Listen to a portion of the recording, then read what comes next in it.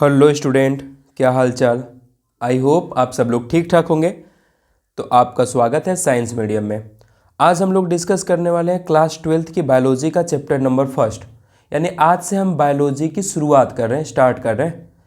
तो ये बिल्कुल वन शॉट वीडियो होने वाला है। एक ही शॉट में बिल्कुल काम की चीज़ें होंगी, सीधे बात, नो बकवास। जितने काम की चीज़ें हैं जो एग्जाम के पॉइंट ऑफ व्यू से ज़्यादा इंपॉर्टेंट है, उन्हीं चीज़ों को कवर करते हुए चलेंगे और ध्यान रखेंगे कि पूरा के पूरा ये चैप्टर भी कवर हो जाए। ऐसा ना हो कि कोई कॉन्सेप्ट, कोई पार्ट ऐसा हो या कोई ऐसा कंटेंट है जो आपसे छूट जाए जो ज़रूरी हो। ठीक है, तो बिल्कुल तसल्ली से वीडियो में बने रहिए। आपके लिए जो चीज़ें ज़रूरी हैं वो सारा कुछ इसी वीडियो में मिल जाएगा। ठीक है, तो चलिए आपका टाइम ना ख़राब करते हुए स्टार्ट करते हैं। Reproduction in organism. किसी भी ऑर्गेनिज्म में जो रिप्रोडक्शन यानी कि उसके अलग अलग बच्चे जो पैदा होते हैं, क्योंकि स्पीसीज की कंटिन्यूटी किससे बनती है?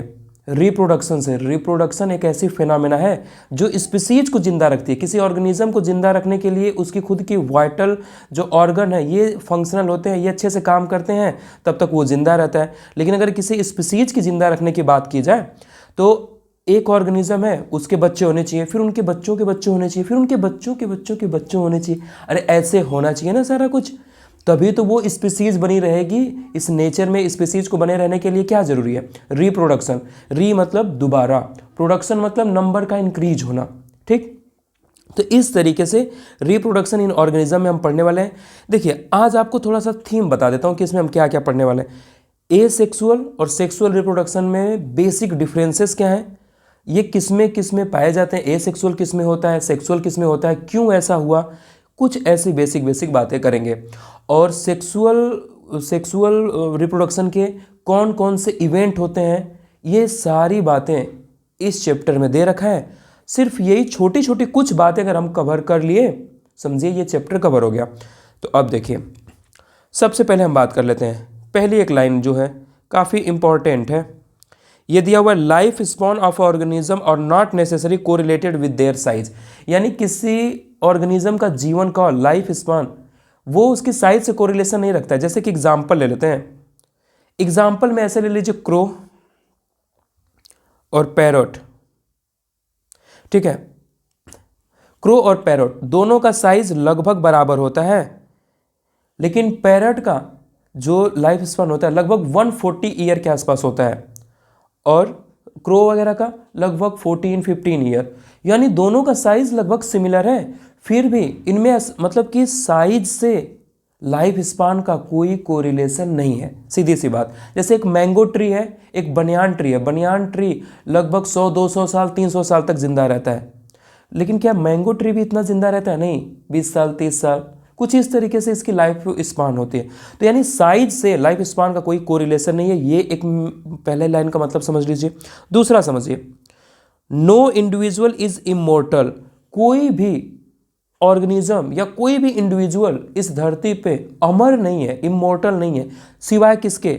सिंगल सेल ऑर्गेनिज्म को छोड़ के। सर सिंगल सेल को कैसे छोड़ के? क्योंकि जो सिंगल सेल होता है जब ये डिवाइड करते हैं बाइनरी फिजन वगैरह से, तो देखिए ये मान लेते हैं ये कोई अमीबा था, ये डिवाइड कर गया, ये यहाँ से डिवाइड कर गया और ये दो में बन गया, तो क्या पीछे वाला मर गया? क्या पीछे वाला डाई कर गया? क्या नहीं, बिल्कुल नहीं। पीछे वाले से ये दो बन गए हैं, इसलिए इसको हम बोल देते हैं कि सिंगल सेल ऑर्गेनिज्म इमोर्टल होते हैं। और इसके लिए ना एक टर्म यूज की जाती है कि जो सिंगल सेल ऑर्गेनिज्म होते हैं, इसके लिए आप चाहे रिप्रोडक्शन की बात करें चाहे ग्रोथ की बात करें, दोनों सिनोनिम्स है, यानी दोनों एक दूसरे से कोरिलेट रखते हैं। अगर सिंगल सेल में रिप्रोडक्शन होगा तो वही ग्रोथ है, अगर ग्रोथ होगा तो वही रिप्रोडक्शन है। क्या बात समझ में आ रही है? ठीक है, क्योंकि नंबर का इंक्रीज होना भी तो ग्रोथ होता है ना, तो यही तो बोला जा रहा है यहाँ पे। और ये क्यों इमोर्टल होते हैं सिंगल सेल के ऑर्गेनिज्म? क्यों? जैसे प्रोटोजोआ वगैरह हो गए, पोरीफेरा वगैरह हो गए। पोरीफेरा तो ना नहीं कह सकते क्योंकि उसमें स्पंज वगैरह आते हैं, लेकिन हम सिंगल सेल की बात कर लें, जैसे मोनेरा प्रोटिस्टा की अगर बात कर लें, तो ये कैसे होते हैं? सिंगल सेल ऑर्गेनिज्म होते हैं। अब हम रिप्रोडक्शन की देखिए, यहाँ पे बहुत ही अच्छी लाइन लिखी हुई है, बहुत ही इंपॉर्टेंट है। Reproduction enable the continuity of the species generation after generation. यानी स्पीसीज की कंटिन्यूटी को बनाए रखने के लिए एक जनरेशन के बाद फिर दूसरे जनरेशन में, इसके लिए कौन सा फिनोमेना जरूरी है? रिप्रोडक्शन जरूरी है। चलिए अब हम रिप्रोडक्शन की बात करते हैं। तो रिप्रोडक्शन अगर मोटा मोटी बात करें तो ये दो प्रकार के होते हैं। एक होता है एसेक्सुअल रिप्रोडक्शन, दूसरा होता है सेक्सुअल रिप्रोडक्शन।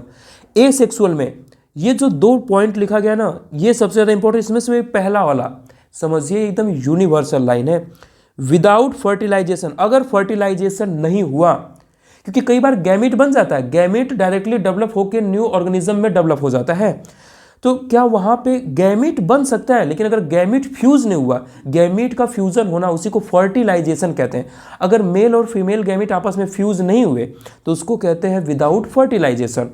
तो एसेक्सुअल रिप्रोडक्शन में कभी भी फर्टिलाइजेशन नहीं हुआ। सिर्फ एक चीज पहचानिए, अगर फर्टिलाइजेशन हो गया तो वो सेक्सुअल रिप्रोडक्शन, अगर फर्टिलाइजेशन नहीं हुआ तो वो एसेक्सुअल रिप्रोडक्शन। देखिए asexual reproduction always involve single parent, ये हमेशा सही है, क्योंकि एसेक्सुअल रिप्रोडक्शन कोई एक ही पेरेंट से उसकी फोटोकॉपी, उसकी झिरोक्स बन जाते हैं, जेनेटिकली और मॉर्फोलॉजिकली बिल्कुल सिमिलर होते हैं एसेक्सुअल से ऑर्गेनिज्म से जो नए ऑर्गेनिज्म प्रोड्यूस होते हैं। लेकिन अगर हम सेक्सुअल रिप्रोडक्शन की बात कर लें तो विथ फर्टिलाइजेशन इसमें मेल और फीमेल गैमीट का फ्यूजन होगा ही होगा। अरे क्या बात क्लियर है? यानी ये जो लाइन है सबसे ज़्यादा इंपॉर्टेंट है। इन्वॉल्व सिंगल और two parent. Sir single parent कैसे? मैं कह रहा हूँ कोई बाइसेक्सुअल प्लांट आ जाए, कोई ऐसा प्लांट ले लीजिए, इसी पे मान लेते हैं ये मेल फ्लावर है और इसी पे ये कोई फीमेल फ्लावर है, या एक ही फ्लावर में दोनों पार्ट हैं, तो ये प्लांट तो एक ही है, तो यहीं पे हो गया ना, ये क्या मेल और फीमेल, बाइसेक्सुअल प्लांट हो गया, बाइसेक्सुअल प्लांट।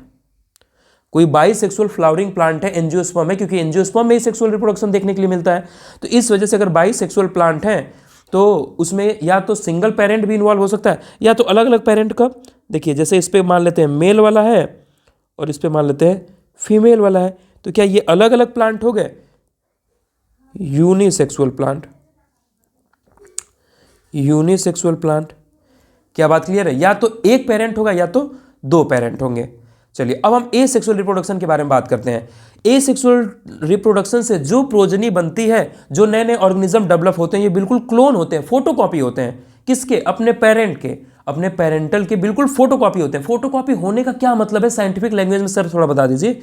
मॉर्फोलॉजिकली देखने में बिल्कुल उसके जैसे होंगे, जेनेटिकली जीन के लेवल पे भी सेम, क्योंकि जीन के लेवल पे चेंज तब होता है ना जब क्रॉसिंग ओवर हो, जब कहीं ना कहीं सेक्सुअल रिप्रोडक्शन हो, जिसमें एक गैमेट किसी एक ऑर्गेनिज्म से आए, दूसरा गैमेट किसी दूसरे ऑर्गेनिज्म से आए, तो दोनों ऑर्गेनिज्म के जो कुछ कैरेक्टर हैं मिलते जुलते हैं, तो थोड़ा वेरिएशन आए। तो वेरिएशन किस में आता है? सेक्सुअल रिप्रोडक्शन में। लेकिन एसेक्सुअल रिप्रोडक्शन में तो एक कोई प्लांट है, उसका कोई पार्ट टूट गया, उसी से नया ऑर्गेनिज्म बन गया। ईस्ट में जैसे मान लेते हैं, अभी हम बहुत सारी बातें करेंगे आगे, तो इसमें क्या होगा, क्लोन क्या होते हैं, जो मॉर्फोलॉजिकली बाहर देखने में भी तो सिमिलर होंगे ही होंगे, लेकिन वो जेनेटिकली भी सिमिलर होंगे। जिस तरीके का जीन उनके पेरेंट का होगा, बिल्कुल उसी तरीके से वो उस नए ऑर्गेनिज्म का भी होगा, नए उस बच्चे का होगा, जो उसकी प्रोजनी है उसका भी होगा। लेकिन ये सेक्सुअल रिप्रोडक्शन, जैसे हम और आप सेक्सुअल रिप्रोडक्शन के प्रोडक्ट हैं, हमारा जीन, हमारा जो डीएनए है वो बिल्कुल हमारे पेरेंट की तरह नहीं होता है, एकदम एग्जैक्ट तो नहीं होता है। क्या बात क्लियर है? अगर मॉर्फोलॉजिकली और जेनेटिकली सिमिलर इंडिविजुअल होते हैं तो उनको क्या बोल दिया जाता है? क्लोन बोल दिया जाता है, फोटोकॉपी बोल दिया जाता है। ठीक है, जीरोक्स मशीन में अगर आप फोटोकॉपी डालेंगे तो क्या उसमें एक भी लाइन इधर उधर होकर आएगी? क्या एक भी वर्ड करेक्ट या इनकरेक्ट होकर आएगा? बिल्कुल नहीं, वो तो सीधे फोटोकॉपी करके बाहर निकाल देगा। तो ये जो एसेक्सुअल रिप्रोडक्शन है ना, ये फोटोकॉपी वाली मशीन होती है। ठीक है, ऐसे ध्यान रखिए। In a single cell organism reproduction synonyms growth. अरे अभी तो बात किया गया था ना, ये उसका पर्यायवाची होता है, सिनोनिमस होता है, मतलब कि सिंगल सेल ऑर्गेनिज्म में अगर ग्रोथ हो रही है तो वही रिप्रोडक्शन हो रही है। कुछ देर पहले बात कर लिए हम। देखिए बहुत सारे ऐसे मेथड हैं जिससे एसेक्सुअल रिप्रोडक्शन ऑपरेट होता है। और देखिए एसेक्सुअल रिप्रोड्यूसिंग स्ट्रक्चर के बारे में बात करते हैं। कुछ मेथड जैसे बाइनरी फ्यूजन, बीच से बंटवारा हो जाए, एक कोई सेल है ऐसे दो भागों में बढ़ जाए तो इसको बाइनरी फ्यूजन कहते हैं। ये अमीबा और पैरामीशियम में देखने के लिए मिलता है। ये कुछ एग्जांपल जो आपको ध्यान रखने हैं धीरे धीरे। फ्रेगमेंटेशन, चीज़ों में टूट जाना, मतलब कई पार्ट में टूट जाए और वो जितने पार्ट में टूटे उससे नए नए ऑर्गेनिज्म बन जाए। हाइड्रा में ऐसा होता है। बर्ड की बात करें, ईस्ट और हाइड्रा में होता है। जैसे कोई ये ऑर्गेनिज्म है, अब यहाँ से कोई छोटा सा बर्ड निकलना स्टार्ट कर दिया, अब ये बर्ड धीरे धीरे धीरे धीरे बिल्कुल इससे अलग हो जाएगा और फाइनली ये डिटैच होके न्यू इंडिविजुअल को डेवलप कर देगा। क्या बात क्लियर हो रही है? न्यू इंडिविजुअल को डेवलप कर देगा। कोनिडिया की बात करें, पेनिसिलियम में एक कुछ ऐसे ऐसे बहुत सारे स्ट्रक्चर बनते हैं, उनको कोनिडिया कहते हैं। अभी ऐसे स्ट्रक्चर को मैं आपको दिखा दूंगा इसमें। जेम्यूल स्पंजेस में बनते हैं, पोरीफेरा का मेंबर है स्पंज, तो जेम्यूल का फॉर्मेशन कहाँ होता है? स्पंजेस में होता है। यानी ये जितने भी है ना, ये एसेक्सुअल रिप्रोडक्टिव स्ट्रक्चर है। जेम्यूल बनता है, जेम्यूल से डायरेक्टली क्या डेवलप हो जाता है? स्पंज डेवलप हो जाते हैं। और फिर जू स्पोर कहते हैं, जो मोटाइल होते हैं। मोटाइल समझते हैं आप लोग, जो चलने फिरने वाले होते हैं। कुछ ऐसे स्पोर बनते हैं, उन मोटाइल होते हैं, माइक्रोस्कोपिक होते हैं, बहुत छोटे छोटे होते हैं।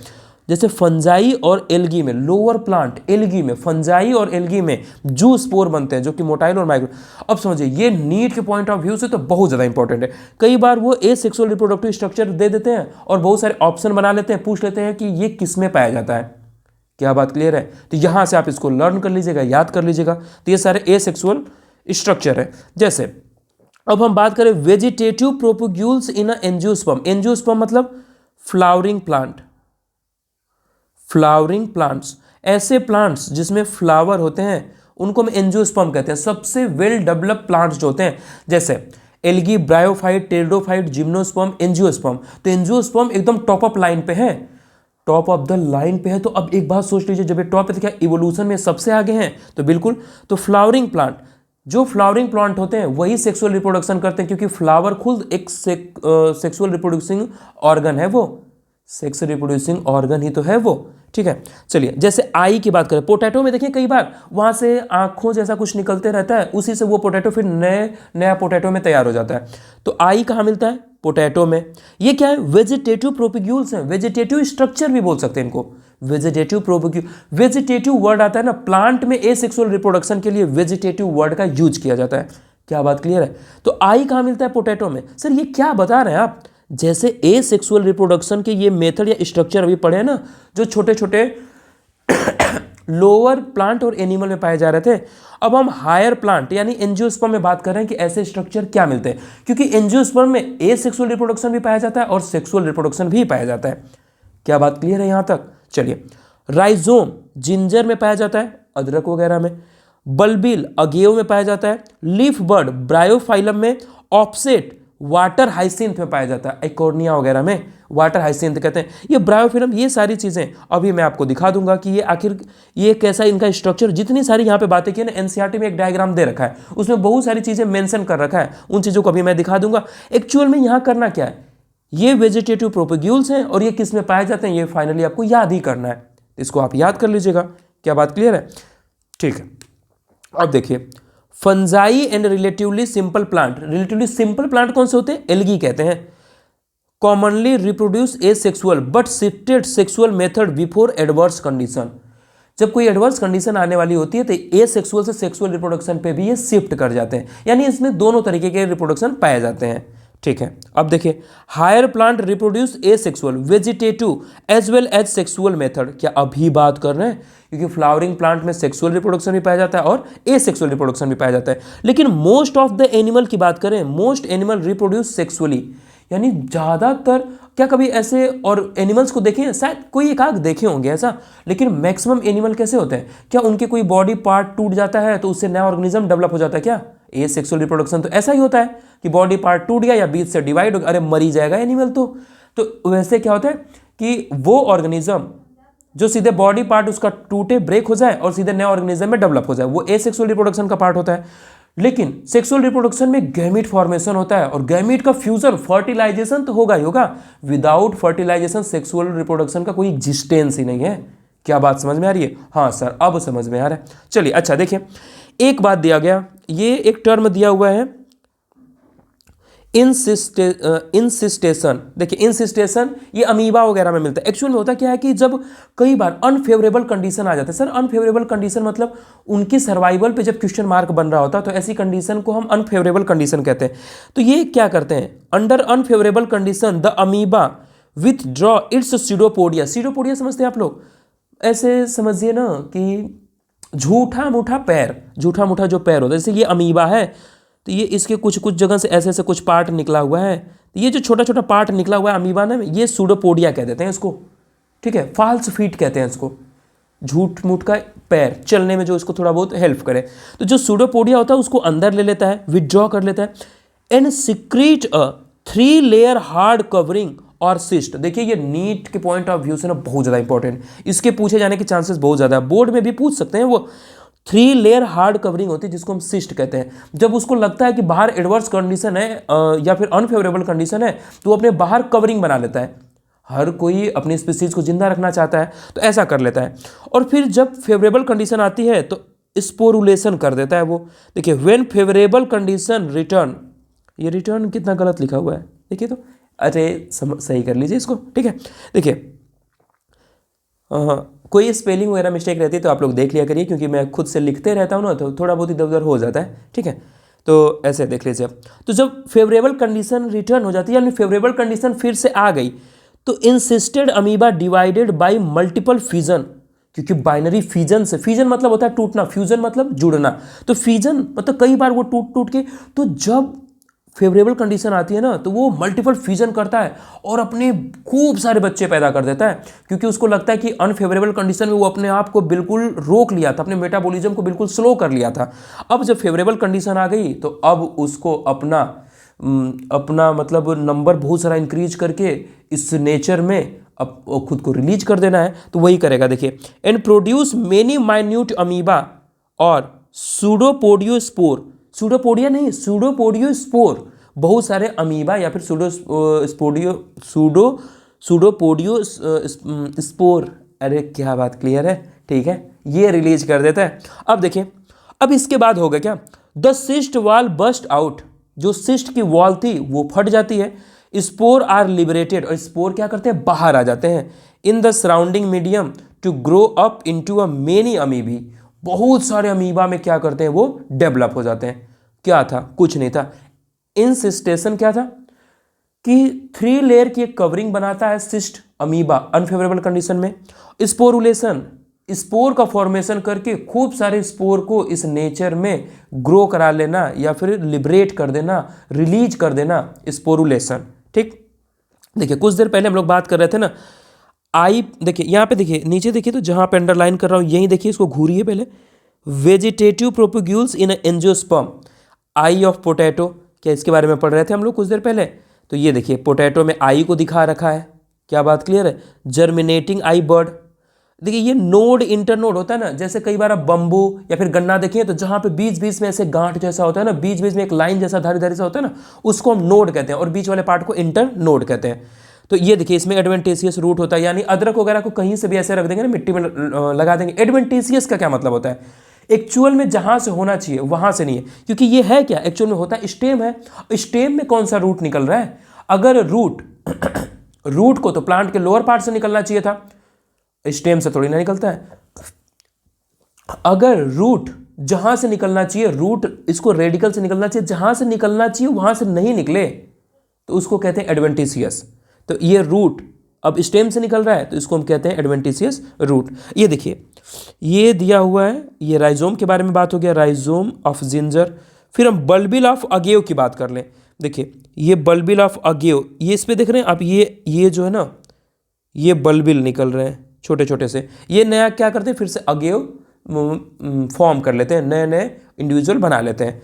और ये देखिए तो ये एडवेंटिशियस बर्ड है। बर्ड कहाँ से निकलता है, जनरली जहाँ से लीफ या फिर टहनियाँ निकल रही होती है, स्टेम निकल रहे होते हैं, उसी के पास में जो इंटरकैलरी कुछ मेरिस्टम वहीं पे छूट गए रहते हैं, वो बर्ड बनाते हैं। लेकिन ये देख रहे हैं लीफ पे नए नए बर्ड बन रहे हैं और ये नए नए प्लांट बन रहे हैं, ये भी इनको कहते हैं एडवेंटिशियस बर्ड। बर्ड को कहाँ से निकलना चाहिए था, जैसे मान लेते हैं यहाँ से प्लांट, ये लीफ जुड़ी हुई थी तो बर्ड को यहीं पे होना चाहिए था छोटा सा ऐसे, लेकिन बर्ड्स इस प्लांट की पत्तियों के ऊपर, अब इस प्लांट की पत्ती को जगह जगह से काट के लगा देंगे तो नए नए प्लांट तैयार हो जाएंगे। अरे क्या बात क्लियर है। और देखिए इसी तरीके से वाटर हाइसिंथ में, जलकुंभी में या फिर इकोर्निया में ऑफसेट रहता है, बीच बीच का पार्ट, ये क्या करता है कुछ दूर जाता है फिर यहाँ से नए ऑर्गेनिज्म को डेवलप करता है, फिर ये कुछ दूर जाएगा फिर यहाँ से नए ऑर्गेनिज्म को डेवलप करेगा। क्या बात क्लियर हो रही है। चलिए एक फिगर और देखिए, हम लोग बात कर रहे थे, देखिए जूस्पोर क्लेमाइडोमोनास, क्लेमाइडोमोनास क्या होता है, एक एल्गी होता है। क्या हम लोग जूस्पोर की बात किए थे, फंजाई और कहाँ थे, एल्गी में थे। सर कहाँ बात किए थे, अरे देखिए इधर बात किए, ये लाइन देखिए, फंजाई और एल्गी में ये जूस्पोर, हाँ सर देखे तो थे। चलिए तो ये क्या हो गया, क्लेमाइडोमोनास, ये क्लेमाइडोमोनास में है, तो ये क्या एक एल्गी हो गया। देख रहे हैं इसके अंदर से खूब सारे इसके बच्चे निकल रहे हैं। क्या बात क्लियर है। इसी तरीके से यहाँ देखिए पेनिसिलियम में कोनिडिया, पेनिसिलियम क्या होता है, अरे एक फंजाई होता है। तो जैसे पेनिसिलियम नोटेटम वगैरह ये बहुत सारे एग्जाम्पल होते हैं। अब ये कोनिडिया है, ये खूब सारे कोनिडिया बनेंगे, इससे नए नए पूरा का पूरा पेनिसिलियम तैयार हो जाएगा बड़ा बड़ा। अरे क्या बात क्लियर है। इसी तरीके से ये देखिए तो बर्ड्स दिखाया हुआ हाइड्रा में, ये बर्ड्स निकल रहा है, इससे नया हाइड्रा फिर तैयार हो जाएगा। अरे ये मतलब फिगर जैसा भी है, आप समझ तो पा रहे हैं ना, ठीक है। ये देखिए स्पंज का फिगर दिया हुआ है, ठीक है। स्पंज जेम्यूल इन स्पंज, ये जो जेम्यूल बन रहे हैं बहुत सारे किसमें, स्पंज में, इसका फिगर दे रखा है। क्या बात क्लियर हुआ। तो यहां हमारा कंप्लीट हो जाता है ए सेक्सुअल रिप्रोडक्शन। देखिए ए सेक्सुअल रिप्रोडक्शन में क्या क्या पढ़ना था। ए सेक्सुअल रिप्रोडक्शन में हम कुछ पढ़े ही नहीं है, बस सीधी सीधी बात हुई कि फर्टिलाइजेशन नहीं हुआ, इसमें फर्टिलाइजेशन नहीं होगा, और ए सेक्सुअल रिप्रोडक्टिव स्ट्रक्चर थे उसके कुछ एग्जाम्पल पढ़े, ये काफी इंपॉर्टेंट था। वेजिटेटिव प्रोपेग्यूल्स पढ़े हैं एंजियोस्पर्म में, ये इसके कुछ एग्जाम्पल पढ़े हैं। क्या बात क्लियर हो गया। इसको देख भी लिया एनसीईआरटी के फिगर के अकॉर्डिंग। अब हम बात कर रहे हैं सेक्सुअल रिप्रोडक्शन के लिए। सबसे पहली लाइन और बड़ी शानदार लाइन देखिए, gamete fusion fertilization. Gamete fusion को क्या कहते हैं, फर्टिलाइजेशन कहते हैं। मेल गैमिट और फीमेल गैमिट फॉर्म जाइगोट, यानी गैमिट के फ्यूजन, गैमिट का फ्यूजन एक प्रोसेस है जिसको फर्टिलाइजेशन कहते हैं, और इसके रिजल्ट में जो बनता है उसको हम जाइगोट कहते हैं। Got it my point. अब देखिए complex and slow process as compare to asexual reproduction. Sexual reproduction देखिए ए सेक्सुअल में क्या है, अरे कोई बॉडी का पार्ट टूटा सीधे नए ऑर्गेनिज्म डेवलप हो गए, और कितना आसान था, कितना सिंपल था वो। लेकिन यहां पे ऐसा नहीं होगा। पहले फीमेल के अंदर फीमेल गैमिट बनेगा, मेल के अंदर मेल गैमिट बनेगा, फिर दोनों मुलाकात करेंगे, मुलाकात करके जाइगोट बनाएंगे, फिर जाइगोट से एम्ब्रियो बनेगा, एम्ब्रियोजेनेसिस होगा, फिर वो डेवलप होगा। क्या बात समझ रहे हैं। ये कॉम्प्लेक्स प्रोसेस होता है और स्लो होता है, किसके कंपेयर में, ए सेक्सुअल रिप्रोडक्शन के कंपेयर में। अरे ये बातें आप खुद समझ भी तो सकते हैं। देखिए किसी ऑर्गेनिज्म में स्टेज की बात करें तो 3 स्टेज आती हैं किसी की लाइफ में। अगर वो बूढ़ा होकर मर रहा है तब उसकी लाइफ में 3 स्टेजेस आते हैं, उसकी नेचुरल डेथ हो रही है। तो किसी भी ऑर्गेनिज्म की बात करें, चाहे वो एनिमल हो चाहे प्लांट हो, जब ऑर्गेनिज्म हम बोल रहे हैं तो उसमें सब कुछ आ गया। देखिए सबसे पहला फेज जिसको हम कहते हैं जुवेनाइल या फिर vegetative phase, period of growth. जब तक उस ऑर्गेनिज्म की ग्रोथ हो रही है। सर समझ नहीं आ रहा है। जैसे हम ह्यूमन का एग्जांपल ले रहे हैं, क्योंकि ह्यूमन के लिए हम थोड़ा बहुत आगे एक चैप्टर भी दे रखा है, फ्लावरिंग प्लांट के लिए एक अलग से चैप्टर दे रखा था। इन्हीं के एग्जांपल चलिए ले लेते हैं, क्योंकि सेक्सुअल रिप्रोडक्शन तो दोनों में होता है।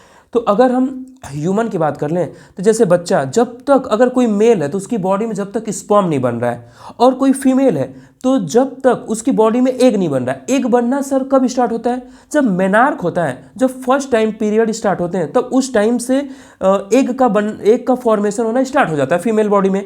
सर ये प्लांट में कैसे पता लगता है, जब प्लांट धीरे धीरे ग्रो करता है, जब वो पहली बार फ्लावरिंग करता है तब कहते हैं कि अब ये रिप्रोडक्शन करने के लिए तैयार हो गया।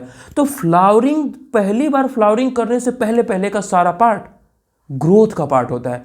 और जैसे 12-13 साल तक बच्चे, जब तक किशोरावस्था में, जब तक बच्चे कहे जाते हैं, जब तक वो ऐसे नहीं कहते हैं बचपना, जवानी, बुढ़ापा, यही स्टेजेस तो है ये। और इनको ऐसे समझिए, जो जुवेनाइल है, जैसे जुवेनाइल क्या होता है, नाबालिग को बोला जाता है ना जुवेनाइल, वही है ये। इसको कहते हैं वेजिटेटिव फेज। वेजिटेटिव मतलब अभी ये रिप्रोड्यूस करने के लायक ही नहीं है, सिर्फ ग्रोथ करेगा। पीरियड ऑफ ग्रोथ, ये जब तक वो ग्रोथ होते रहता है। क्या बात क्लियर हो गई, ठीक है। फिर देखिए रिप्रोडक्टिव फेज। ये रिप्रोडक्टिव फेज सर क्या होता है, रिप्रोडक्टिव यानी ये ऐसा फेज है जिसमें वो रिप्रोड्यूस कर सकता है, नए नए ऑर्गेनिज्म अपनी नई नई प्रोजनी डेवलप कर सकता है, प्रोड्यूस कर सकता है। जब तक वो ऐसा कर सकता है तब तक उसका रिप्रोडक्टिव फेज चलता है। जैसे ह्यूमन में एक बार वो अपने इस स्टेज में आ गया रिप्रोडक्टिव फेज में, तो वो लगभग 40 साल 50 साल तक रिप्रोडक्टिव फेज में ही बना रहता है। क्या बात क्लियर है। फिर लास्ट में आता है सीनेसेंस फेज। सीनेसेंस मतलब बुढ़ापा वाला फेज, मरने से जो पहले वाला फेज आ जाता है ना, उसको सीनेसेंस फेज कहते हैं, बुढ़ापा वाला फेज कहते हैं। क्या यहां तक बात क्लियर है। तो 3 ही फेज आएंगे, एक तो वो बचपना वाला जुवेनाइल, फिर रिप्रोडक्टिव फेज, जब वो रिप्रोड्यूस कर सकें, जब वो कैपेबल है रिप्रोड्यूस करने के लिए, तब वो रिप्रोडक्टिव फेज। फिर उसके बाद क्या आता है, सीनेसेंस फेज। क्या बात क्लियर है। चलिए अब देखते हैं। अच्छा, ये जो तीनों स्टेजेस हैं ये कहाँ अच्छे से देखे जा सकते हैं। चलिए मैं एक एग्जांपल लेके देखा। जैसे प्लांट्स, एनुअल एंड बाइनियल जो प्लांट होते हैं, जो एक मौसम या 2 मौसम में उनकी लाइफ स्पान खत्म हो जाती है, मतलब वो ग्रोथ करते हैं फिर उनकी डेथ भी हो जाती है। जो एनुअल या बाइनियल टाइप के होते हैं, so clear cut vegetative reproductive and senescence phase. Plants में, उनमें सर बड़े बड़े प्लांट में क्यों नहीं? क्योंकि एक बात बताइए, जैसे एक मैंगो का प्लांट है, कई सालों से वो ऐसे ही बना हुआ है और वो हर साल फ्लावरिंग होती है, तो क्या उसमें आप डिफाइन कर पाएंगे क्या कि अच्छा इसका ये वेजिटेटिव फेज चल गया था, अब ये रिप्रोडक्टिव फेज चल रहा है? ऐसा नहीं कर पाएंगे ना उसमें। तो इस वजह से ये चीज़ें क्लियर कट कहाँ देखने के लिए मिलती हैं? एनुअल और बाइनियल टाइप के जो प्लांट होते हैं। एनुअल और बाइनियल मतलब एक मौसमी या दो मौसमी प्लांट जो होते हैं उनके बारे में बात हो रहा है, ठीक है। चलिए अब बम्बू स्पीसीज की बात, कुछ देखिए अलग से कुछ बातें दे रखा है, कुछ इंफॉर्मेशन दे रखा है एनसीईआरटी में, उसके बारे में बात कर रहे हैं। ये क्या करता है? 50 से 100 साल में एक बार फ्लावरिंग करता है। Flowering only once in their life generally after 50 to 100 years, produce large number of fruit and die. ये 50 से 100 बम्बू 50 से 100 साल बाद एक बार फ्लावरिंग करता है और खूब नंबर ऑफ अपने फ्रूट्स बना के और वो डाई कर जाता है। क्या बात क्लियर? फ्रूट्स में क्या होंगे? उसमें बीज होगा, अरे सीड होते हैं ना, वो सीड फिर नए बम्बू को डेवलप करेगा, ठीक। एक है स्ट्रोबिलंथस कुंथियाना, नीला कुरेंजी कहते हैं इसको। Flowering once in a 12 year, flowering होना चाहिए यहाँ पे, ठीक है। ये फ्लावर मतलब देता है 12 साल में एक बार इसमें फ्लावरिंग होती है। क्या बात क्लियर है? तो ये कुछ ऐसे इंफॉर्मेशन बेसिस पे दिया हुआ है। और आइए देखिए, बर्ड्स इन कैप्टिविटी, कैप्टिविटी समझते हैं, जो पोल्ट्री फॉर्म होता है ना उसमें जो बर्ड्स होते हैं उनकी बात हो रही है। Can be made to lay egg throughout the year. Actual में होता क्या है, उनको किसी इंजेक्शन के थ्रू या फिर कोई अलग वेराइटी की बर्ड्स डेवलप कर लेते हैं जो पूरे साल एग देते रहती हैं हमेशा। तो ये एक तरीके का क्या है? एक्सप्लॉयटेशन तो है। कौन कर रहा है? ह्यूमन कर रहा है, हम और आप कर रहे हैं। अंडे खाने के चक्कर में ऐसा कर रहे हैं, लोगों की भूख मिटाने के चक्कर में। जितना लोगों को, क्योंकि अंडे वगैरह सस्ते होते हैं, वो लोग खाते हैं, वो काफ़ी न्यूट्रिटिव भी होते हैं, तो इस तरीके से। लेकिन इसमें बर्ड का क्या हुआ? उसका तो एक्सप्लॉयटेशन हो रहा है। वो एग क्यों बना रही थी? अपनी स्पीसीज को आगे बढ़ाने के लिए। आप क्या कर रहे हैं? उससे एग बनवा रहे हैं ज़बरदस्ती ताकि आप उसको खा सकें। तो ये क्या हुआ? एक्सप्लॉयटेशन। और कौन कर रहा है? ह्यूमन कर रहा है। चलिए अब हम बात करें कुछ और बातों की। जैसे अगर मैमल्स में बात करें तो दो तरीके के होते हैं, एक होता है नॉन प्राइमेट और एक होते हैं प्राइमेट। जो नॉन प्राइमेट होते हैं इसमें ओस्ट्रस साइकिल चलती है। जैसे प्राइमेट में मेस्ट्रुअल साइकिल चलती है ना, लगभग 28 डेज के बाद रिपीट होते रहती है, पीरियड आते रहता है ना, उसी को कहते हैं मेस्ट्रुअल साइकिल।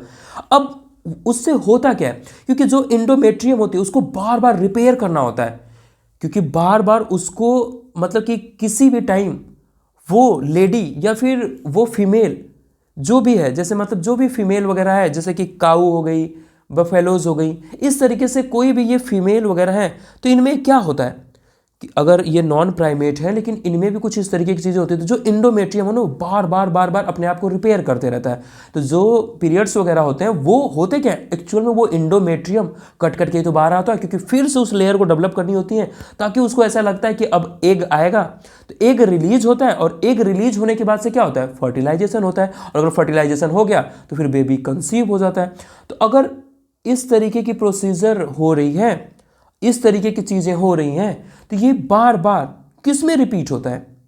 प्राइमेट्स में, मंकी में, एप्स में, ह्यूमंस में। ये इनमें ये कोई सीजनल ब्रीडर नहीं है।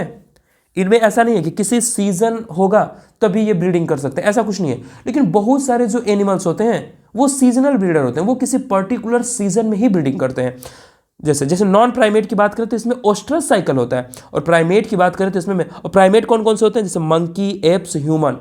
और नॉन प्राइमेट कौन कौन से? ये सारे हैं मेमल्स। लेकिन मेमल्स की भी आगे अगर कैटेगरी हम डिवाइड कर दें तो नॉन प्राइमेट और प्राइमेट होते हैं। जैसे cow, sheep, rat, deer, dog, tiger etcetera, ये सारी जो लगभग जानवर वाली कैटेगरी की जो बात हो रही है, तो वो सारे क्या होते हैं? नॉन प्राइमेट होते हैं। इनमें ओस्ट्रस साइकिल पाया जाता है। क्या बात क्लियर है? चलिए अब हम बात कर रहे हैं रिप्रोडक्टिव फेज की। क्यों? क्योंकि हमारा चैप्टर ही रिप्रोडक्शन है, तो थोड़ी थोड़ी बातें हो गई। देखिए ये जुवेनाइल फेज के बारे में, रिप्रोडक्टिव फेज के बारे में अब हम डिटेल में पढ़ने वाले हैं। सीनेसेंस मतलब मर ही जाएगा बुढ़ापा के बाद। और एक क्या बात क्लियर है? तो चलिए अब आइए हम बात करते हैं हाँ, रिप्रोडक्टिव फेज। अब रिप्रोडक्टिव फेज के भी 3 पार्ट। अच्छा, इन सारी चीज़ों को आप ऐसे याद रखिए, जैसे देखिए ये डिजाइन करके दिया गया ना, अगर ऐसे याद रखेंगे, एग्जाम में लिख देंगे या फिर किसी कंपटीशन एग्जाम की तैयारी कर रहे हैं तो आपके लिए काफ़ी ज़्यादा हेल्पफुल होता है। इस तरीके से एकदम पिक्चर आपके ब्रेन में बन जाती है। अब ये मेन एग्जाम में, जैसे आपका बोर्ड हो या फिर कोई कंपिटेटिव एग्जाम हो, उसमें बड़ा काम आता है। जैसे लाइफ के स्टेजेस कितने होते हैं, फेज कितने होते हैं, 3, जुवेनाइल, रिप्रोडक्टिव और सीनेसेंस। और फिर रिप्रोडक्टिव फेज के कितने पार्ट होते हैं, 3 पार्ट होते हैं। प्री फर्टिलाइजेशन इवेंट, यानी फर्टिलाइजेशन। पहली बात, अगर रिप्रोडक्टिव और सेक्सुअल रिप्रोडक्टिव की बात आ गई तो फर्टिलाइजेशन तो होगा ही होगा। तो ये अल्टीमेटली सेक्सुअल रिप्रोडक्शन का बात हो रहा है। प्री फर्टिलाइजेशन यानी फर्टिलाइजेशन से पहले की घटना, फिर फर्टिलाइजेशन, फिर पोस्ट फर्टिलाइजेशन। ऐसे समझ लीजिए, जैसे शादी ब्याह होता है ना, तो शादी से पहले की घटना, फिर शादी हो गई, फिर शादी के बाद की घटना। अरे वो दुर्घटना हो जाती है, फिर घटना नहीं रह जाती है। चलिए आइए आगे की हम बातें कर लेते हैं फिर, ठीक है। तो चलिए, अब इसमें से प्री फर्टिलाइजेशन यानी फर्टिलाइजेशन हमारा टारगेट है। देखिए, फर्टिलाइजेशन के रिस्पेक्ट में सारी बातें हो रही हैं, क्योंकि फर्टिलाइजेशन बड़े काम की चीज़ है। फर्टिलाइजेशन से पहले तो प्री फर्टिलाइजेशन, फर्टिलाइजेशन के बाद तो पोस्ट फर्टिलाइजेशन। अरे प्री मतलब होता नहीं पहले, प्रीपेड सिम है मेरे पास, जैसे मतलब कि पहले रिचार्ज करते हैं, फिर हम मतलब बात करते हैं इधर उधर जो भी करते हैं, फिर उसके बाद से पोस्ट फर्टिलाइजेशन, पहले काम कर लेते हैं, कहाँ मतलब बात कर लेते हैं, फिर बाद में पैसा पे करते हैं। मतलब इसके बाद प्री फर्टिलाइजेशन मतलब इसके पहले, और पोस्ट फर्टिलाइजेशन मतलब इसके बाद में होने वाला। प्री फर्टिलाइजेशन में देखिए 2 बड़े ही काम की चीज़ है, अब बड़ी मज़ेदार चीज़ें हैं। प्री फर्टिलाइजेशन में देखिए, ये देखिए गैमिटोजेनेसिस, गैमिट का formation of gamete, mail gamete और फीमेल गैमिट हो सकते हैं। जैसे या तो मेल गैमिट, ये देखिए मेल का सिंबल है, और ये है फीमेल का सिंबल, फीमेल गैमिट, ठीक है। चलिए, मेल गैमिट और female gamete, formation of gamete. तो क्या गैमिट को मिलाना है तो पहले गैमिट बने तो सही, फिर क्या होगा, उन गैमिट की ट्रांसफर हो। पहले शादी से पहले बच्चे पैदा तो होंगे, फिर उसके बाद बारात जाएगी, यानी गैमिट ट्रांसफर होगा। अरे क्या बात क्लियर हो रही है, यानी गैमिट, फिर उन गैमिट को ट्रांसफर, मतलब मेल गैमिट और जो फीमेल गैमिट है इनको आस पास लाया जाएगा। जनरली ये मेल वाला फीमेल के पास ही तो जाता है, अरे बारात मेल वाला ही तो लेके जाता है ना। इस तरीके से मेल गैमिट ज़्यादातर, मैक्सिमम केसेस में मेल गैमिट मोटाइल होता है और फीमेल गैमिट इमोटाइल होती है, तो इसी वजह से मेल गैमिट फीमेल के पास जाता है। ह्यूमन में भी तो ऐसा ही होता है, स्पर्म जाता है, वो मोटाइल करते करते करते करते फेलोपियन ट्यूब तक पहुंच जाता है और वहां जाके उसको फर्टिलाइज कर देता है। क्या बात क्लियर है। चलिए दूसरा देखिए, तो हाँ ये देखिए कितनी बेहतरीन लाइन लिखी हुई है, मजा आ जाएगा आपको। देखिए इधर देखिए, successful transfer and coming together of a gamete is essential for the most critical event that is fertilisation.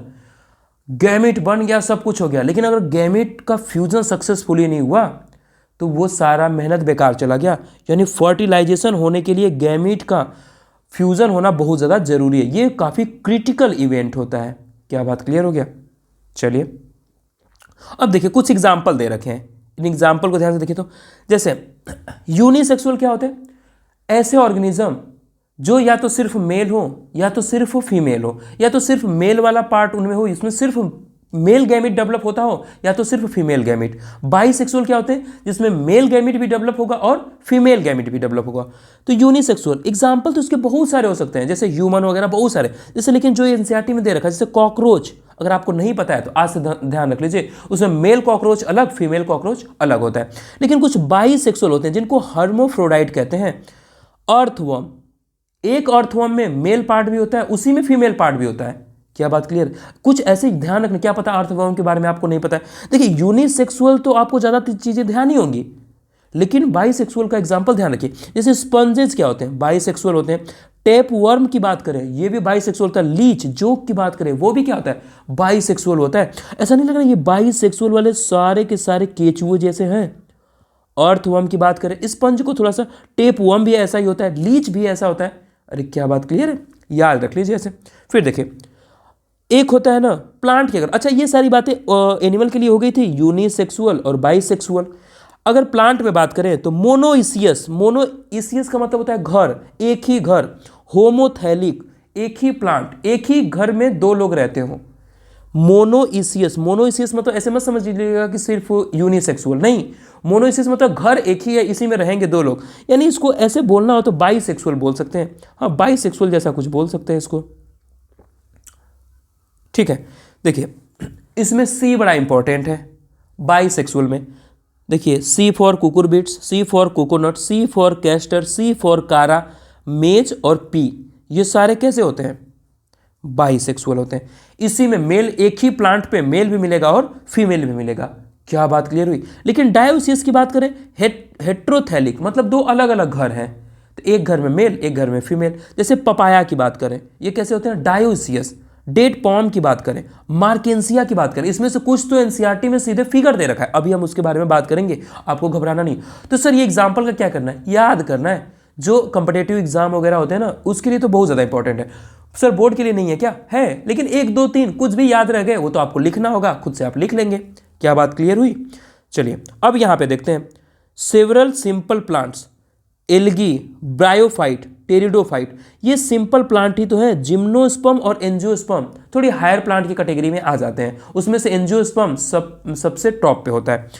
तो ये जो सिंपल प्लांट होते हैं कौन कौन से, algae, bryophyte, pteridophyte. Water is a medium through which gamete transfer, water एक ऐसा मीडियम होता है जिसमें गैमेट ट्रांसफर होता है। जैसे हम लोगों में, इंसानों में क्या होता है, ह्यूमंस में क्या होता है कि मेल पार्टनर स्पर्म को फीमेल के वजाइना तक ट्रांसफर कर देता है, तो वहाँ पे मीडियम क्या है, वहाँ पे वाटर वगैरह थोड़ी ना मीडियम है। लेकिन जो एल्गी वगैरह होते हैं, जो पानी में काई वगैरह रहते हैं, उसमें जो मेल होता है ना, पानी में ही अपने गैमेट को छोड़ देता है, और पानी करंट के थ्रू वो धीरे धीरे धीरे बह के फीमेल को ढूंढ लेता है, और लाखों करोड़ों के नंबर्स में तो गैमेट रिलीज होते हैं, और वो जाके किसी न किसी से बाई चांस फीमेल गैमेट से मिल ही जाएंगे और फर्टिलाइजेशन हो जाएगा। तो क्या बात क्लियर है। तो जैसे ह्यूमन में वो मीडियम तो क्या था, मीडियम तो खुद उनका बॉडी पार्ट ही है, लेकिन जो लोअर प्लांट्स वगैरह होते हैं या लोअर एनिमल होते हैं, इनमें जनरली वाटर ही मीडियम होता है, क्योंकि एयर वगैरह कैसे मीडियम होता है आप खुद ही सोचिए। हाँ, कुछ फ्लावरिंग प्लांट में एयर करंट के थ्रू पॉलिनेशन वगैरह होता है, वो बड़ी बड़ी बातें हैं, थोड़ा सा हम अगले चैप्टर में बात करेंगे, अभी छोटी छोटी बातें कर रहे हैं। क्या बात क्लियर है। चलिए अब देखिए इधर आ जाइए, तो एनसीईआरटी का कुछ फिगर देख लीजिए। हाँ, गैमेट देखिए तो एक होता है आइसोगैमेट, एक होता है आइसोगैमेट, एक होता है एनआइसोगैमेट। कहाँ आ गया, अरे मिल जाओ।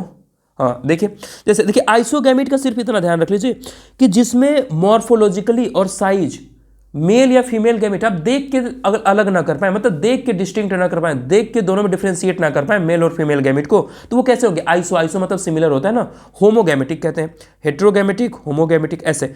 तो क्लैडोफोरा एक एल्गी है, क्लेमाइडोमोनास भी क्या था, एक एल्गी था, तो ये क्लेडोफोरा, ये दो उसके गैमेट दे रखे हैं, ठीक, ये उसके गैमेट दे रखे हैं, क्या बिल्कुल सिमिलर है। और यहाँ देखिए तो ये फीमेल है गैमेट और ये मेल वाला गैमेट, और ये क्या दे रखा है, ये भी दे रखा है फीमेल गैमेट और ये मेल। ये लास्ट वाला ह्यूमन का ही दे रखा है, ये एग है और ये स्पर्म है, ठीक। और ये किसका दे रखा है, फ्यूकस का, ये भी एक तरीके का एल्गी होता है। ये हमेशा ऐसा नहीं लग रहा कि अगर दोनों के शेप साइज में डिसिमिलरिटी है तो बड़ा वाला फीमेल और छोटा वाला मेल, यहाँ पे देखिए बड़ा वाला फीमेल छोटा वाला मेल, ऐसा क्यों, छोटा हमेशा फीमेल मेल क्यों है, क्योंकि मेल मोटाइल होता है, कुछ देर पहले मैं बात कर रहा था, तो उसको चल फिर के जाना है तो एनर्जी ज़्यादा खर्चा होगा अगर बड़ा रहेगा वो तो। क्या बात क्लियर है, ठीक है। चलिए तो नेचर ने इसी वजह से मेल गैमेट को छोटा कर देती। अब देखिए, ये देखिए तो अभी हम लोग बात कर रहे थे जैसे बाईसेक्सुअल फ्लावर, अच्छा बाईसेक्सुअल फ्लावर और बाईसेक्सुअल प्लांट दोनों में बिल्कुल अंतर है, जो बोला जाए उसी के बारे में सोचिए। अगर बाईसेक्सुअल फ्लावर बोल दिया गया तो ये एक फ्लावर है, ऐसे समझ लीजिए, नहीं ये बड़ा गंदा फ्लावर है, दूसरा फ्लावर बनाएंगे।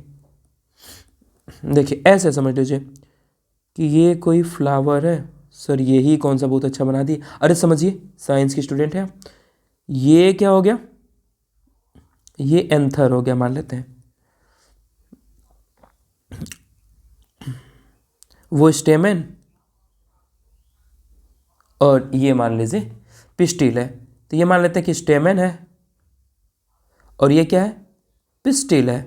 तो ये मेल और ये फीमेल दोनों पार्ट एक ही फ्लावर में मिल रहे हैं, तो इसको बोल देंगे बाईसेक्सुअल फ्लावर। क्या बात क्लियर है। अगर बाईसेक्सुअल प्लांट बोल दिया जाए तो ये भी तो हो सकता था कि ये फ्लावर मेल वाला और ये फ्लावर फीमेल वाला, तब भी तो ये बाइसेक्सुअल प्लांट है। तो कब फ्लावर बोला जा रहा है कब प्लांट बोला जा रहा है इसका बिल्कुल ध्यान रखना है आपको, ठीक है। अरे बिल्कुल कॉन्सेप्ट क्लियर होना चाहिए। चलिए आइए ये देख लेते हैं। तो ये देखिए पहला स्ट्रक्चर किसका दे रखा है, बाइसेक्सुअल एनिमल अर्थवर्म का दे रखा है। बाइसेक्सुअल था उसके बारे में देखिए यहाँ पे दे भी रखा है। टेस्टिस मेल में होता है, ओवरी फीमेल में होता है। लेकिन यहीं पे कॉकरोच देखिए तो मेल बिल्कुल अलग है, मेल यहाँ है, इसमें टेस्टिस इस तरीके से मिल रहा है, ये फीमेल है, ओवरी मिल रहा है, मेल में टेस्टिस वगैरह मिल रहा है। इसी तरीके से कारा, कारा कैसा प्लांट था जिसमें मेल और फीमेल एक ही पे मिल रहे थे। मेल हमेशा दुनिया में दबाया ही जाता है, बेचारा छोटा सा होता है। देखिए यहाँ पे भी कारा, कारा को कैसे ध्यान रखिए, एक होता है ना इक्विसिटम, उसकी पूंछ नीचे जैसी होती है। यहाँ पे कारा कटोरा, जैसे ऊपर ऊपर जैसे कटोरे जैसा नहीं इसका है। अरे सर कहाँ है, अरे ऐसा नहीं है कटोरे कटोरे जैसा, यही तो है। अब देखिए इसमें मेल नीचे है, मेल सेक्स ऑर्गन नीचे है और ऊपर कहाँ है फीमेल, मेल के ऊपर फीमेल बैठी हुई है। क्या बात क्लियर, अरे ऐसे याद रखिए हमेशा, ठीक है। चलिए ठीक है। अब यहाँ देख लीजिए ये कारा भी हो गया और डायसियस प्लांट मार्केंसिया, क्या मार्केंसिया देखिए ये फीमेल थैलस है। पहचानेंगे कैसे, नीट में कई बार तो ऐसे फिगर दे देते हैं, बोल देते हैं कौन मेल है कौन फीमेल है। देखिए फीमेल थोड़ी सी खूबसूरत होती है, अरे हमेशा नहीं, कई बार तो भूतनी भी होती है, लेकिन यहाँ देखिए ज़्यादातर क्या होता है ना खूबसूरत होती हैं। अरे मेल तो हमेशा ही बंदर होते हैं ना, लेकिन फीमेल कभी कभी खूबसूरत भी होती हैं। तो यहाँ देखिए हुआ क्या कि ये क्या हो गया कि ये सिर्फ पार्ट देखिए मेल वाला, देखिए जैसे लग रहा है कि शक्ल इसकी बिगड़ गई है। एंथ्रीडियोफोर और आर्कीगोनियोफोर, यानी एंथ्रीडियोफोर कहाँ मिलता है, एंथर से याद कर लीजिए, एंथ्रीडियोफोर मेल में और आर्चीगोनियोफोर ये कहाँ मिलेगा फीमेल। देखिए फीमेल का जो आर्चीगोनियोफोर है देखिए कितना खूबसूरत है, फ्लावर जैसा लग रहा है, ऐसे ध्यान रख लीजिए। हाँ और बात कर लेते हैं स्वीट पोटैटो की और पी की। तो ये देखिए फ्लावर देखिए, तो यहाँ पे क्या ये स्टेमन, हाँ देखिए ये खुद ही लिख रखा है, मुझे लिखने की भी जरूरत नहीं। और यहाँ पे कार्पल है, तो क्या मेल और फीमेल दोनों पार्ट इसी में है, क्या ये वाला पार्ट है क्या ये, हाँ सर बिल्कुल। अरे क्या एनसीईआरटी समझ में आ रही है। चलिए अब आते हैं, तो ये कौन सा हमारा पार्ट था, प्री फर्टिलाइजेशन। प्री फर्टिलाइजेशन में दो बातें होंगी, कौन कौन सी, एक तो गैमेट, गैमेटोजेनेसिस गैमेट का फॉर्मेशन, फिर गैमेट का ट्रांसफर करना। जो लोअर एनिमल या प्लांट्स वगैरह होते हैं उसमें गैमेट का ट्रांसफर किसके थ्रू होता है, वाटर के थ्रू होता है, यानी वाटर मीडियम होता है, ठीक है। अब हम फर्टिलाइजेशन की बात करते हैं। फर्टिलाइजेशन को ही सिनगैमी कहते हैं, सिनगैमी मतलब गैमेट का फ्यूजन, ठीक। सिनगैमी। अब इसके बारे में देखिए, the most vital event of a sexual reproduction is perhaps the fusion of gamete. देखिए एक क्रिटिकल इवेंट था, वो भी फर्टिलाइजेशन से रिलेटेड था, लेकिन मोस्ट वाइटल, वाइटल मतलब जिंदा से रिलेटेड होती है, जिंदा जो ऐसा लगता हो कि जिसमें जान बची हो, ये सेक्सुअल रिप्रोडक्शन का सबसे वाइटल इवेंट होता है। कौन सा, फर्टिलाइजेशन। इसमें क्या होता है, fusion of male and female gamete. क्या बात क्लियर है। अगर जब मेल और फीमेल गैमेट मिल जाएंगे तो क्या बनेगा, जाइगोट बनेगा। तो अब आइए जाइगोट के बारे में बात कर लेते हैं। देखिए जाइगोट एक्चुअल में है क्या, किसी पेरेंट का सेल ही तो है, स्पर्म और एग सेल ही तो है, और नए जनरेशन को भी रिप्रेजेंट कर रहा है वो, क्योंकि आगे चल के वो नए जनरेशन में डेवलप हो जाएगा। Vital link that ensure continuity of species between organism of one generation and the next. देखिए नेक्स्ट गलत लिखा हुआ है, संभाल लीजिएगा थोड़ा सा, कितना इंपॉर्टेंट लाइन है ये, कितना अच्छा लग रहा है ये line. Vital link that ensure continuity of species, ये स्पीसीज की कंटिन्यूटी बनाए रहता है, और वाइटल लिंक है between organism of one generation and the next, एक जनरेशन से अगले जनरेशन को जोड़ने वाला होता है। कौन, zygote. Every sexual reproducing organism including human being life begins life as a single cell zygote. यानी चाहे कोई भी हो, जितने भी सेक्सुअल रिप्रोड्यूसिंग ऑर्गेनिज्म होते हैं, हर किसी की लाइफ की शुरुआत किससे होती है, एक सेल से। वो एक सेल कौन है, जाइगोट है। इसके बारे में बात हो रही है। हाँ एक टर्म और है, देखिए पार्थिनोजेनेसिस। पार्थिनोजेनेसिस क्या होता है इसके बारे में देख लीजिए। जब फीमेल गैमेट, सर हमेशा फीमेल गैमेट ही क्यों, मेल गैमेट क्यों नहीं, अरे किसी बच्चे को जन्म देने का ज़्यादा अधिकार किसको है, या अधिकार ही किसको है, फीमेल को ही तो है। इसी वजह से ये जो फीमेल गैमेट है ना, नेचर में भी ये अपने आप ही डेवलप हो जाती है, ये मेल से नाराज चल रही है, पार्थिनोजेनेसिस। फीमेल गैमेट खुद ही डेवलप हो जाएगी, form new organism without fertilization. देखिए अगर फर्टिलाइजेशन नहीं हुआ, क्या ये सेक्सुअल रिप्रोडक्शन है? नहीं, ये एसेक्सुअल रिप्रोडक्शन का पार्ट है। अगर ये वर्ड आ गया विदाउट फर्टिलाइजेशन, आंख बंद करिए और बोल दीजिए तुम एसेक्सुअल रिप्रोडक्शन के पार्ट हो। क्या बात क्लियर है? ठीक है, चलिए इसके एग्जांपल देख लेते हैं। जैसे हनी बी, हनी बी में भी कई बार, हनी बी में दोनों होता है, एसेक्सुअल रिप्रोडक्शन भी होता है, सेक्सुअल रिप्रोडक्शन भी होता है। तो जो वर्कर वगैरह, जो ड्रोन वगैरह ये सब बन रहे होते हैं, ये सारे जितने मेल बन रहे होते हैं ना, ये सारे पार्थिनोजेनेसिस से बन रहे होते हैं। फीमेल गैमिट मेल में डेवलप हो जाती है। अरे फीमेल मेल में नहीं डेवलप होती है, फीमेल का गैमिट मेल में डेवलप होता है। ध्यान से सुनिए। और कुछ एग्जाम्पल दे रखे हैं जिनमें पार्थिनोजेनेसिस होती है। Honey bee, rotifer, some lizard and turkey एक बर्ड होता है। इन सब में क्या होते हैं? पार्थिनोजेनेसिस होते हैं। इसमें फीमेल गैमिट सीधे नए ऑर्गेनिज्म को डेवलप कर देता है। अगर फीमेल गैमिट विदाउट फर्टिलाइजेशन नए ऑर्गेनिज्म में डेवलप हो जाए तो उसी को पार्थिनोजेनेसिस कहते हैं। बोर्ड में ये पूछा जाएगा, कई बार पूछा भी जाता है। क्या बात क्लियर है? तो क्या अब फर्टिलाइजेशन हो गया, शादी हो गया, बारात लेके निकल गए थे। गैमिटोजेनेसिस, पहले बच्चा पैदा हुआ था, वो बड़ा हो गया था, उधर उसकी फगुनियां भी बड़ी हो गई थी। अब इधर धीरे धीरे बारात लेके चला गया, गैमिट ट्रांसफर हो गया। अब करना क्या है? दोनों की मुलाकात करवानी है, शादी करवानी है। शादी भी हो गई, अरे फर्टिलाइजेशन हो गया ना, शादी हो गई, जाइगोट बन गया। अब उसके बाद की घटना स्टार्ट होती है, मार झगड़ा लड़ाई, अरे प्यार भी कहीं कहीं थोड़ा बहुत चल जाता है। तो देखिए, तो अब क्या चल रहा है? पोस्ट फर्टिलाइजेशन इवेंट चल रहा है, यानी फर्टिलाइजेशन हो चुका, अब जो होना था, अब उसके आगे का क्या चल रहा है? अब घटना सारी हो चुकी। और 3 ही इवेंट थे, pre fertilization, fertilization, post fertilization. ठीक है, तो अब इसमें बात कर रहे हैं हम events after the formation of zygote. जब जाइगोट बन गया तो उसके बाद की जितनी घटनाएं हैं उनके बारे में बात हो रहा है। जाइगोट से क्या बनता है? इम्ब्रियो। जाइगोट फिर डेवलप होता है इम्ब्रियो में। जाइगोट से इम्ब्रियो में जो डेवलप हो रहा है, इस प्रोसेस को कहते हैं इम्ब्रियोजेनेसिस। इम्ब्रियोजेनेसिस में एक्चुअली पता है होता क्या है? खूब सारे सेल में माइटोटिक डिवीजन होगा लगातार, क्योंकि सेल का नंबर बढ़ाना है। जाइगोट टूट टूट के 2 से 4, 4 से 8, 8 से 32, मतलब 16, 16 के बाद 32, ऐसे लगातार डबल होते रहता है उसका नंबर।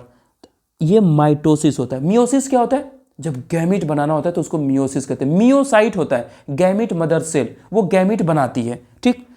और सेल डिफरेंशिएशन, क्योंकि चलिए ह्यूमन का एग्जांपल ले लेते हैं। जैसे मान लेते हैं कि ये गैमिट गया, स्पर्म गया, एग से मुलाकात कर लिया फैलोपियन ट्यूब में। अब वो धीरे धीरे लुढ़कते लुढ़कते उसमें सेल का नंबर बढ़ते गया, वो आके यूट्रस में आके चिपक गया एंडोमेट्रियम से। अब वो उसमें नंबर बढ़ने लगा, प्रोलिफरेट होने लगा। अब सेल को नए नए काम भी दिए जा रहे हैं कि तुम हाथ बनाओ, तुम पैर बनाओ, तुम हार्ट बनाओ। अरे पहले मंथ में हार्ट बन जाता है ना। तो वो सारी चीजें प्रोलिफरेशन है, मतलब डिफरेंशिएट, कि कुछ सेल को अलग अलग काम दिया जा रहा है। इक्टोडर्मल, मीजोडर्मल, कुछ इस तरीके से चीजें आप सुने होंगे ना।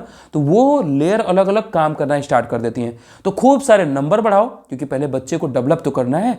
खूब सारे नंबर बढ़ा लेते हैं और फिर क्या होता है? प्रोलिफरेशन भी चल रहा होता है। तो ये जो माइटोसिस और प्रोलिफरेशन है, इसी को क्या कहते हैं? प्रोलिफरेशन या डिफरेंशिएशन की बात करें। डिफरेंशिएशन अलग अलग काम के लिए। तो ये क्या होता है? इम्ब्रियोजेनेसिस इसी को तो कहते हैं। जाइगोट से इम्ब्रियो का फॉर्मेशन, इम्ब्रियोजेनेसिस। चलिए, अच्छा कुछ ऐसे ऑर्गेनिज्म होते हैं जो ओवीपेरस होते हैं। ओवीपेरस मतलब जो अंडे देते हैं, विविपेरस जो डायरेक्ट बच्चे पैदा करते हैं। देखिए, तो जो बच्चे पैदा करते हैं उनके बच्चे हमेशा उनके यूटेरस में रहते हैं, और जब वो फुल्ली मैच्योर हो जाते हैं तब वो उनकी बॉडी से डिटैच होते हैं, बाहर आते हैं। तो ज़्यादा केयर किसको मिल रहा है? जो डायरेक्टली बच्चे पैदा कर रहे हैं, या जो एग में उनके एग के टूट जाने के चांसेस ज़्यादा होते हैं। टूट गया, कोई खा लिया, कोई प्रीडेटर है, कोई इस तरीके से चीज़ें हैं, वो उनको नुकसान पहुंचा सकते हैं। लेकिन जो जिसमें की बॉडी के अंदर बच्चा डेवलप होता है, उसमें थोड़ी प्रॉपर केयर हो जाती है। तो देखिए, यही लाइन एनसीईआरटी की लिखी हुई है। Because of proper embryonic care and protection the chance of survival of young ones is a greater in a viviparous organism as compare to oviparous. Viviparous मतलब जो सीधे बच्चे को जन्म देते हैं। ठीक है, अब चलिए कुछ फ्लावरिंग प्लांट्स में कुछ बातें कर लेते हैं। देखिए, जाइगोट फॉर्म इनसाइड ओव्यूल। जैसे आप ये फ्लावर की ये स्ट्रक्चर देखे होंगे ना, यहाँ से फिर ऐसे आके ऐसा, ये क्या ओवरी है, ओवरी के अंदर फिर ये ओव्यूल आ गया होगा, और यहाँ पे होता है ना ये ओव्यूल वगैरह होता है। ओव्यूल हुई तो आगे चल के सीड में बनता है, ओवरी किस में, फ्रूट में। देखिए जाइगोट फॉर्म इनसाइड ओव्यूल, तो जाइगोट कहाँ बनता है, ओव्यूल के अंदर, क्योंकि ओव्यूल के अंदर ही तो जाके फर्टिलाइजेशन होता है, यहीं पे पॉलन ग्रेन जाके फर्टिलाइज करता है मेल गैमेटोफाइट उसको। आफ्टर फर्टिलाइजेशन हो गया, अब देखिए इनके साथ क्या हो रहा है। जो फ्लावर से सेपल, पेटल, स्टेमन, क्योंकि अब इनका कोई काम नहीं है, क्योंकि फर्टिलाइजेशन हो चुका है, तो वो इस ओवरी, पिस्टिल के ओवरी के ओव्यूल के अंदर सारी काम हो चुके हैं, तो ना सेपल का कोई काम है, ना पेटल का कोई काम है, ना स्टेमन का, तो ये सारे फॉल ऑफ हो जाते हैं, झड़ जाते हैं, गिर जाते हैं। ठीक है, ओव्यूल किस में डेवलप हो जाता है, सीड में। ओवरी किस में डेवलप हो जाती है, फ्रूट। एंड ओवरी, जो फ्रूट वॉल होती है उसको क्या कहते हैं, पेरिकार्प कहते हैं। ये फ्रूट को ऐसे प्रोटेक्ट करता है, प्रोटेक्टिव नेचर का होता है। क्या बात क्लियर है? तो ये चैप्टर आपका कंप्लीट हो गया। आई होप आपको सारी चीज़ें समझ में आई होंगी। आप अगर इससे रिलेटेड कोई भी डाउट है, कोई चीज़ नहीं समझ में आया हो, तो आप उसको पूछ सकते हैं। ठीक है, अब कमेंट कर दीजिएगा, मैं ज़रूर से ही रिप्लाई कर दूंगा। तो यहाँ तक वीडियो में बने रहने के लिए बहुत बहुत धन्यवाद, और मिलते हैं ऐसे ही किसी नए वीडियो में, दूसरे चैप्टर के साथ मिलते हैं। ठीक है, तब तक पढ़ाई करते रहिए, अपना ख्याल रखते रहिए। बाय।